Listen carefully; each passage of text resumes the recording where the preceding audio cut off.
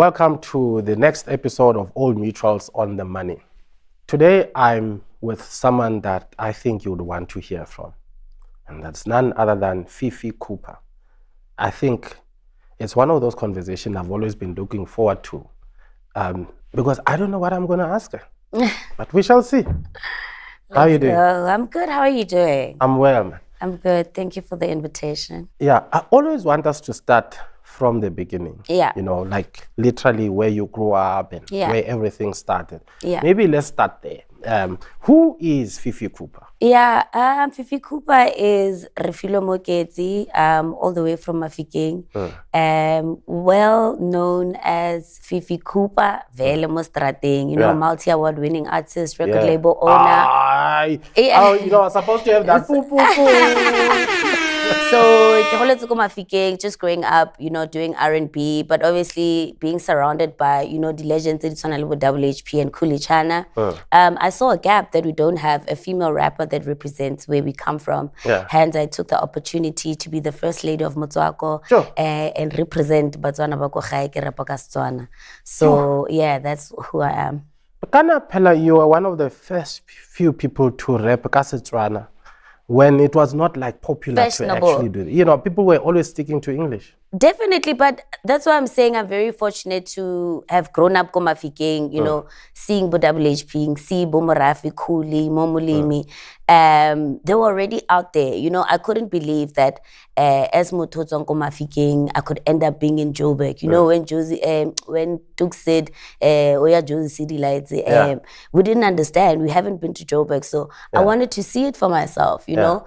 And yes, I was one of the, few female rappers back in 2015, who was the first to reach a million, the first to, have a big album. So it's such a blessing. I feel like, I was called to be the musician that I am today. Now, let's shake your family tree a bit. Yeah. Talk us through your family tree. Manyike. Yeah, so I'm the only girl ke last born. I have two brothers. The only girl last born? Yeah. Oh, okay, I get brothers. You now. For a second, I said, oh, okay. All right. Yeah, and I was raised by a single parent, my mom, because my dad passed away when I was very young. And actually, my dad ke mutwa music he used to play bass guitar. He used to have his own live band before. And he actually was the first person that realized that I do have some, talent, because he used to force me to sing back in the days. And I think that's when, I started realizing, maybe there's something special about my voice. So, yeah, I'm from a very, small family. Yeah. But what was it like being raised by a single mom? For me, it was great to be able to see the challenges that she went through as a single mother, how strong she was. I think now it shows the independent woman that I am today. Obviously, seeing her being able to do everything for all of us, me and my brothers, it was inspiring for me. But I knew that, anything and everything is possible as long as you put your mind to it. Sometimes say I to complain and say, I'm a single parent or what. I've never saw that, even when there were days where she probably didn't have money, I didn't see that, because she would never show. Like, she was, always going out to work and making sure that, So, I mean, from the financial struggles that you witnessed growing up, with your mom, what are some of those early lessons you learned about money? Because some people, when they struggle financially, it's either they crack or they crack it. I think the first lessons for me was the importance of knowing because sometimes when you get money, you get excited and you end up spending money on things that are not important. Like I'm saying, growing up watching my mom do everything for us, we knew that payday, grocery thing, everything, school fees separate. She used to make sure that everything is paid first before everything. Very, very, very important. Starting with the most important things first before anything else. So you were inspired by your dad. I mean, as you say, you was playing Yeah. a guitar, Yes. and you know that's where the inspiration The in your love music of came music came from. But I mean, as a kid growing up, I mean, at what point did you feel that actually I can do this rap thing? The rap thing came later on. Yeah. Because You mean you were singing something else before that? I was an R&B singer. Ke ngwana bo Beyonce, ke era ele ya R&B, you know.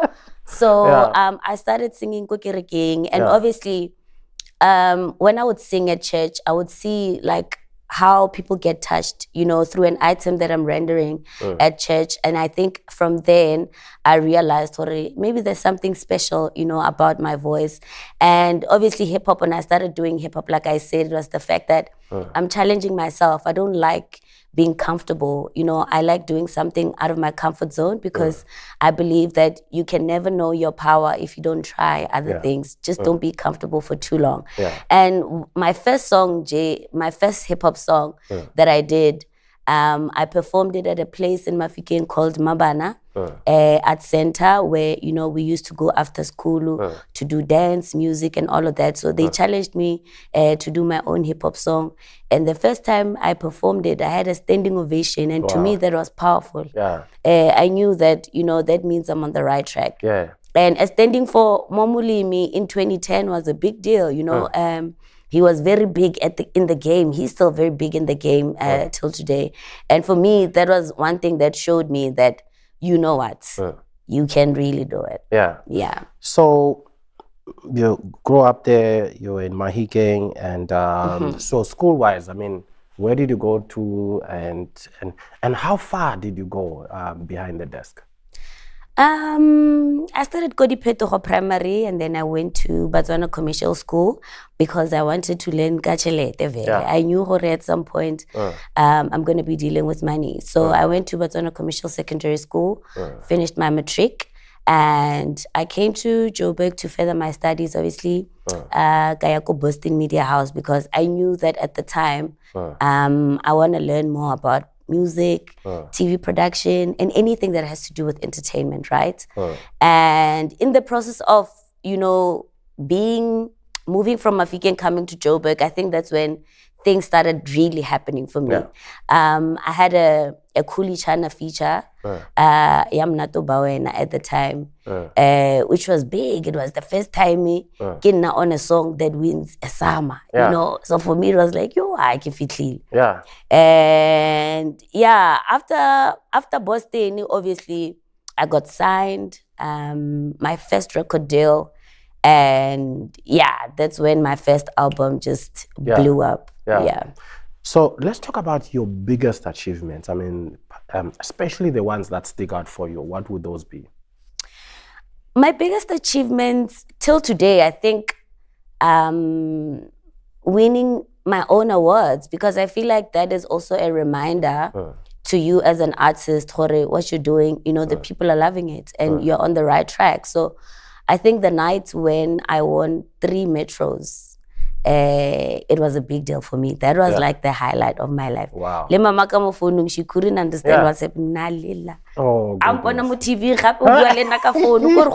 you understand? So it was like, what? This is crazy, you know? Because I think like when you start off as a musician, sometimes you don't really believe that you'll get there. Sometimes you start out thinking, you know, it's just a hobby. But then you get to actually realize, this is really what I do for the rest of my life. So that's how it happened for me. So look, you have a couple of big awards behind your name.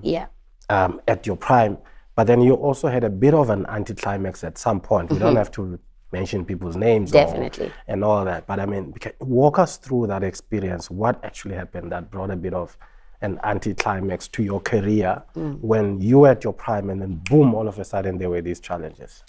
I think the biggest mistake that I did was that when I got signed, I didn't know what I'm getting myself into.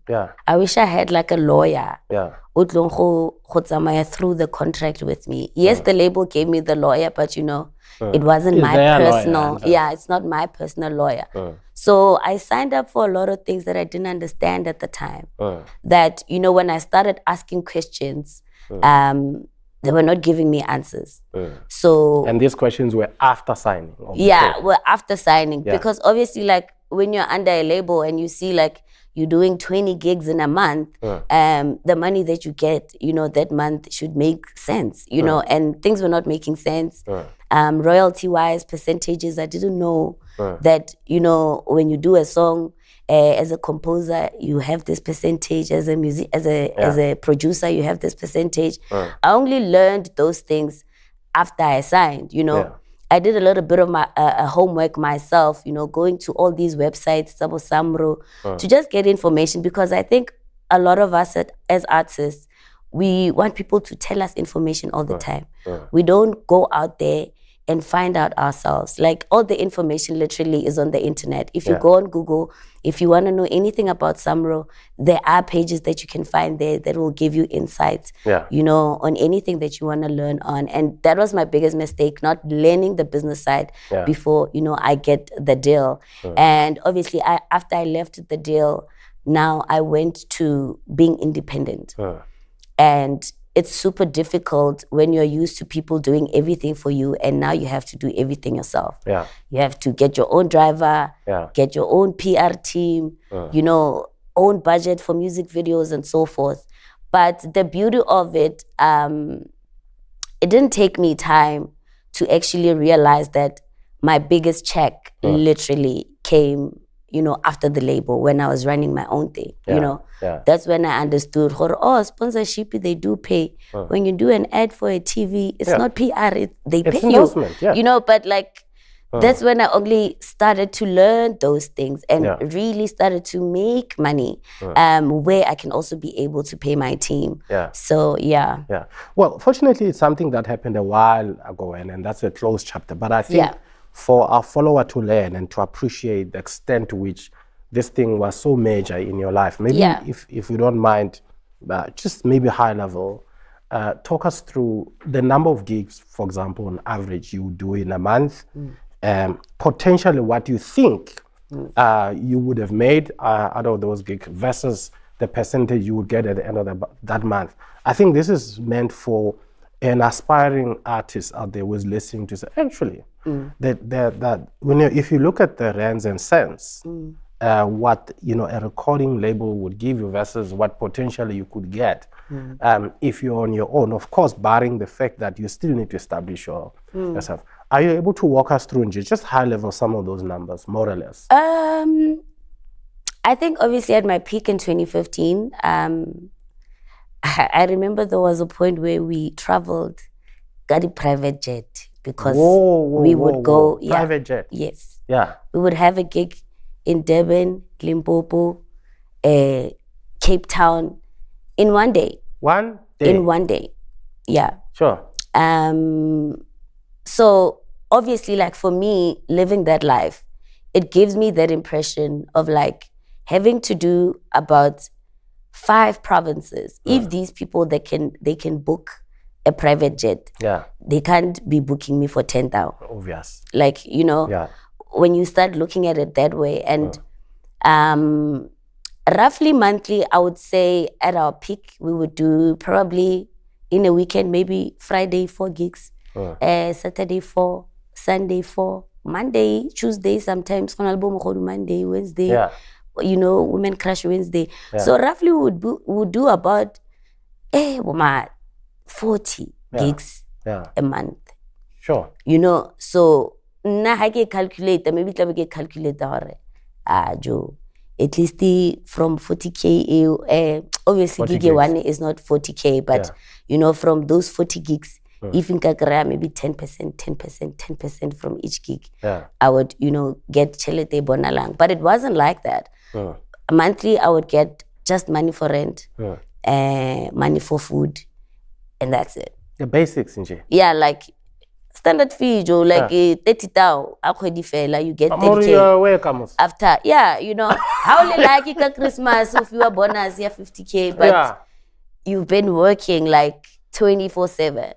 You know, just judging from the number of gigs that were done, and of course, to book a private jet is not cheap. It's expensive, right? I would imagine surely you must have made close to $1 million.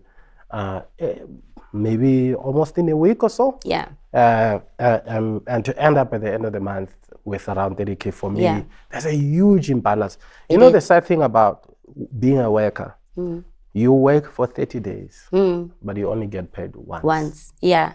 And even what you get. Yeah. Yeah. You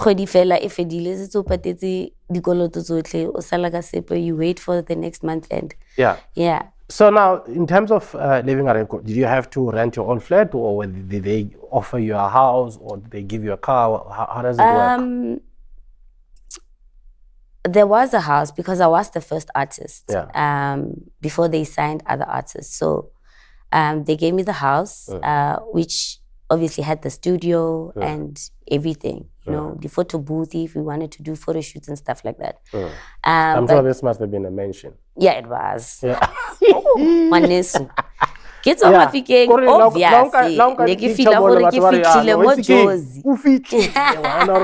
Yeah. You know? But obviously when a lot of artists started coming, I'm a woman. Sometimes I'm not comfortable with being, you know, around 10 guys that I don't know in the house. So I opted for finding my own space. And when they were starting, you know, buying other artists' cars, fortunately enough, they had already bought me a car. So I never wanted them to buy me a car because my question was like, no, man. Because when I keep asking questions, Kekra answer ya gore, but we sponsored your Facebook guy million. And it's like, you know, how does that work? Yeah. So I wanted to cut the cost. When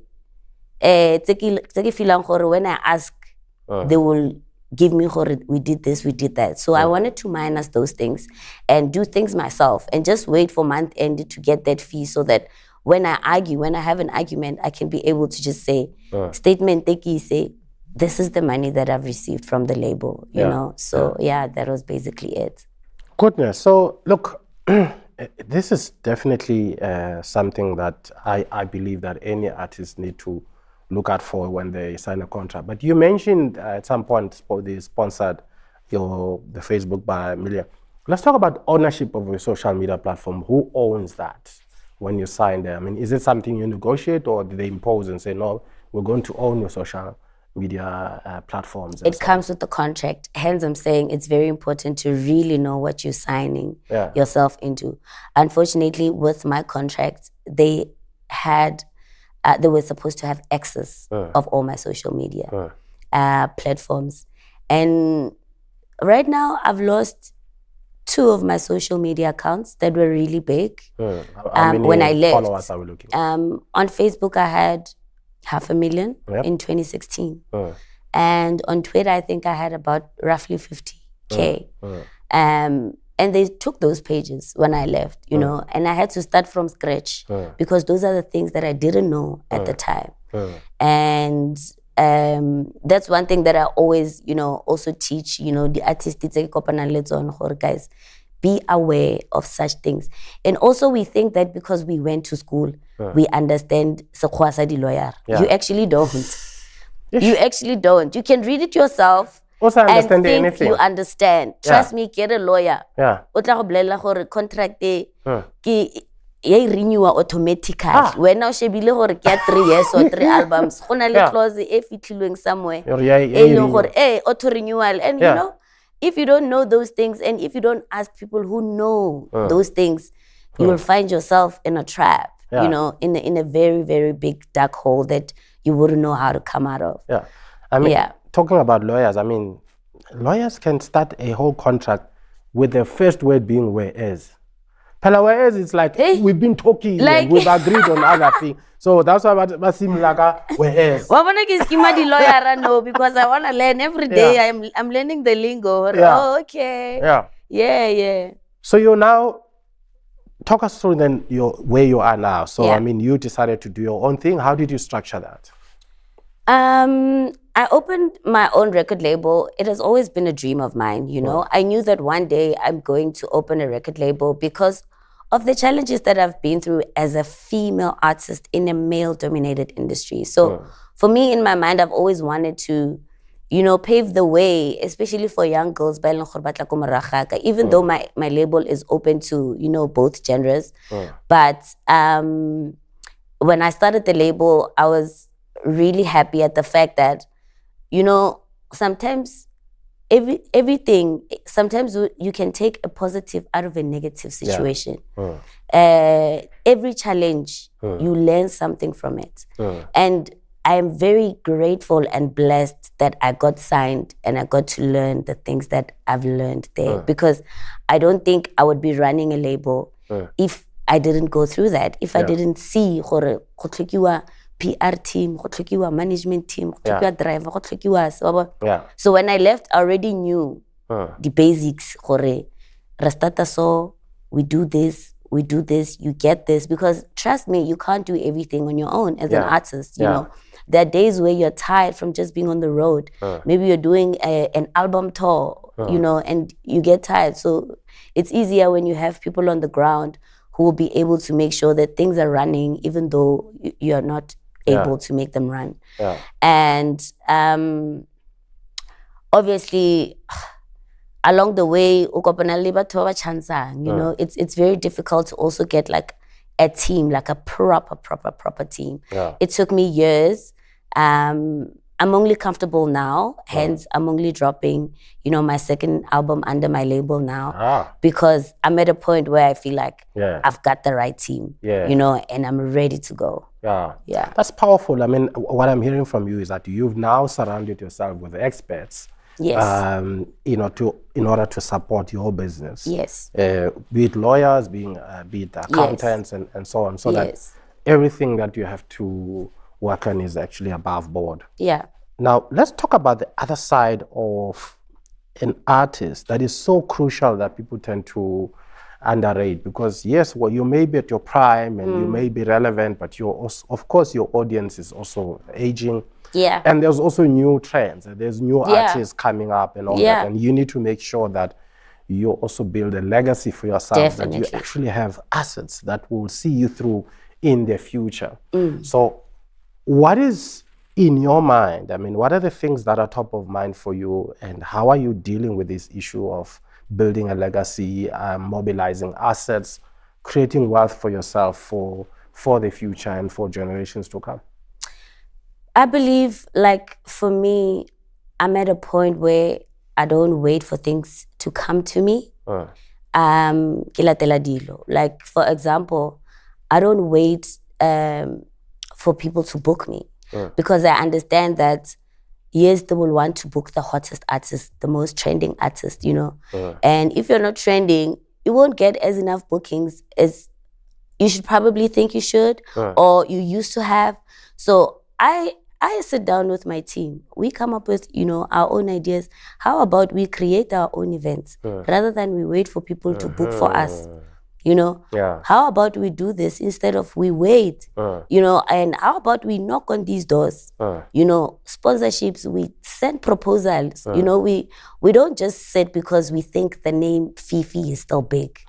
And I like the fact that, as a mother, it is my job to make sure bana ba ka ba sharp. No matter what, like, I have to make sure my kids are safe. There's no issues. So I have to keep making sure that there's always a revenue coming into the business. Now we have merchandise. We have a lot of things that we do outside of just, doing music. So yeah, it's a lot. And also now that I own my masters, my kids, even when I'm not here anymore, they will some game. Yeah. So how important is it for artists like yourself to invest, to have assets, like you just said, I mean, owning your masters and making sure that your kids can benefit even if you are no more, because at some point the landlord can say the lease has expired, if you know what I mean. So therefore, we won't be around. So how important is it for an artist to invest, and that you've got assets behind your name for that legacy for your kids and for your generational wealth? It's super important. Like, for me, I think it should be a priority to every artist, and it should be a conversation that we have a lot, because we don't have those type of conversations. Hence, we find a lot of artists at the end of the day, like, you know, bakawatega. And at the time, those people changed our lives through music at some point. So for me, it is important to invest. Like I say, it is important to know gore tšhelete ya gago e ya kae pele before anything else e leng gore ha e botlhokwa. Entertainment will always be there. You understand? Dilo tsa lefatshe, they will always be there. But when house yo mo lefatsheng, think about gore bana ba gago tla ba setse ka eng. Hence the investment di le botlhokwa, you know, like property, getting yourself a car e leng gore you know gore e ke ya personally, e ke ya business. You know, things like that. So it's a very important conversation, and we're still gonna have this conversation, trust me. Yeah. So have you ever had any conversation with any financial advisor around whether it's about drafting a will or maybe about having a life cover and things like that? I mean, is it something you've ever looked at? Yeah, of course. You know, especially for us as artists, we are always on the road. Anything can happen. You are rushing from Limpopo, going to Rustenburg for a gig. The event organizer doesn't care if you are late or what. He just wants you to get there. And we are always rushing. There's people drunk on the road. Even when we are driving safe, there can be someone from nowhere to cause an accident. So people like us who are always on the road, we need to make sure that if anything happens to us, we are safe. We don't have to leave our parents with those type of burdens. And my artist, now we have this conversation a lot because we feel like even our government is not doing much to protect us as artists. It's sad that you find a big, you know, entertainer industry for many years, but they can't handle the hospital bills. That is not a conversation that we're supposed to be having. You know, these people, they change our lives, you know, through music, through TV. And those are the people that we need to make sure we take care of them. I think in other countries, maybe they do that, but I know that in our country, they don't do that for us. That's why it's so important as the artist, you know, that's why I'm saying I'm really blessed to have kids, because I don't think I'd be thinking these things if I didn't have such responsibilities. And well, the word SARS is a swear word for a lot of artists. How do you deal with your tax affairs? Thank you for asking that question. Like I said, there are professionals, people who deal with those things specifically. By long, we just give them everything that they need, and then they're in contact lesambro to make sure they clean. And I think another thing, Rona, as artists, sometimes it's shortcut. We don't want to pay these people. We don't want to do this. Not knowing in 5-10 years, they don't forget, because everything is on record. You understand? So for me, I'm grateful, like I said, that I have a team to know that there are certain things that need to be dealt with. You know, go ground. Our music Kasongo. Have you ever heard of Kasongo? So I want to say, if you don't have your tax affairs in order, danger, Baba, danger. Let's talk about, before we close, your reputation, or a reputation of any artist for that matter. How important is looking after your reputation if you want to stay in the game? It's super important. And for me, it goes back to, I know that I'm an artist, right? Like, this is just me. We're obviously different as, you know, people. I've learned that, you know, social media, it can be good, it can be bad.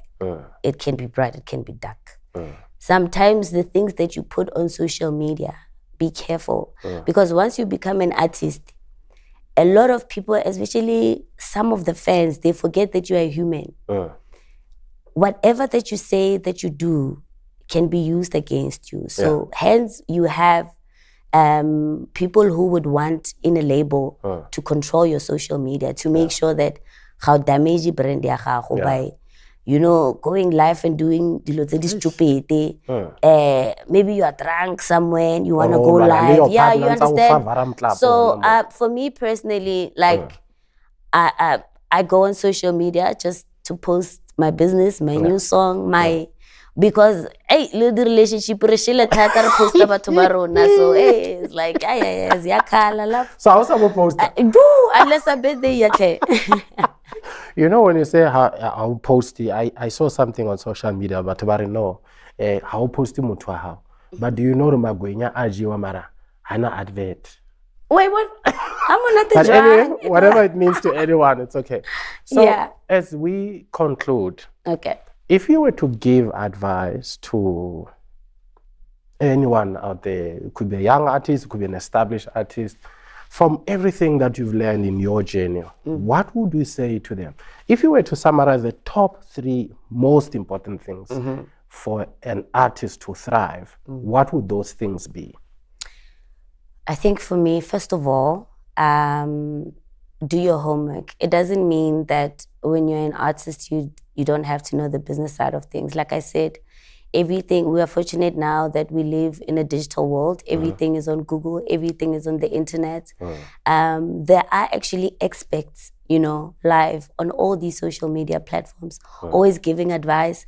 It's just that now we only want to follow people that we think that they are entertaining. But for your business, you can follow even people who will teach you a lot of things about your business. So first of all, do your homework, know the business side of things. And the other thing, don't wait for opportunities. We like to sit around, especially you have one hot song, you want that one song to attract everything, to bring all these, opportunities to you. Let me tell you, there are so many opportunities just waiting for you. Just a step asantla. Like I said, for example, instead of waiting for bookings, you can create your own events. Either if kirido taking whatever, but you know that even when you're not working, something sadirachala, on the day.